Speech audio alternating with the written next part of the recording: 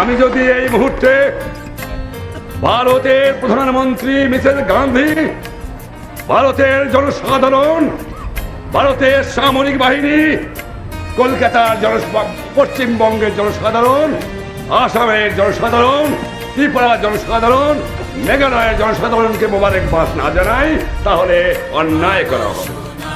তাদের আমি আপনাদের পক্ষের থেকে 7 কোটি দুঃখী বাঙালির পক্ষের থেকে ধন্যবাদ জানাই। 1 কোটি লোককে তারা আমার খাবার দিয়েছে, 1 কোটি লোককে তারা আমাকে স্থান দিয়েছে, 1 কোটি লোককে তারা আমার বসানোর ব্যবস্থা করেছে।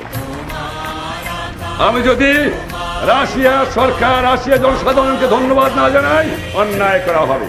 যখন সাম্রাজ্যবাদী শক্তি, যখন আমার সৈন্যবাহিনী, যারা আপনারা মুজিব বাহিনী, গণবাহিনী এগিয়ে আসছিলেন, সঙ্গে সঙ্গে সাহায্য করেছিলেন ভারতের সৈন্যবাহিনী, চেষ্টা করেছিল যাতে এই বাংলাদেশের বুকে পশ্চিম পাকিস্তানের ঘাঁটি রাখতে পারে, কিন্তু রাশিয়ার পেটোতে না পারে না।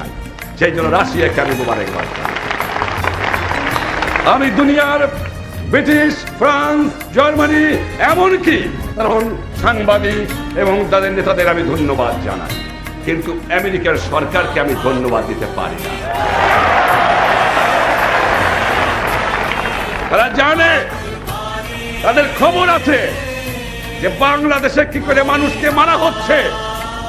তারা জানে যে গ্রামকে গ্রাম পুড়িয়ে ছারখার করছে। সেই মুহূর্তে আমেরিকান নিক্সন সরকার অস্ত্র দিয়েছে পাকিস্তান সৈন্যবাহিনীকে আমার মা বোনকে হত্যা করার জন্য।